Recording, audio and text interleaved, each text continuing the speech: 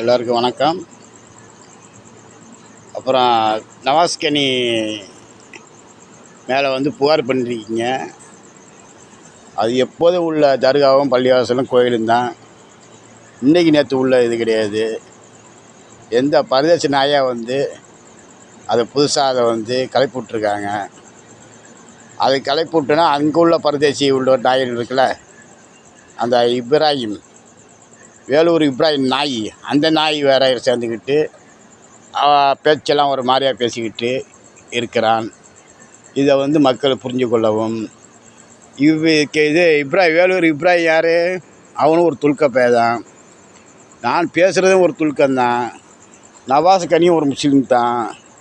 இதை அவனே வேலூர் இப்ராஹிம்னே இதை மக்களை ரொம்ப கோத்து விட்டுட்டு இருக்கிறான். ஒன்றொன்னையும் சொல்லிக்கிட்டு அந்த நாய் பேச்செல்லாம் பார்த்தீங்களா?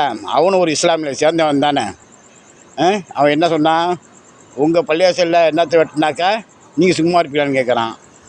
அவன் ஒரு அயோக்கிய நாய், வேலூர் இப்ராஹிம். அதனால் மக்களை திசை திருப்புறாங்க எல்லாமே சேர்ந்து.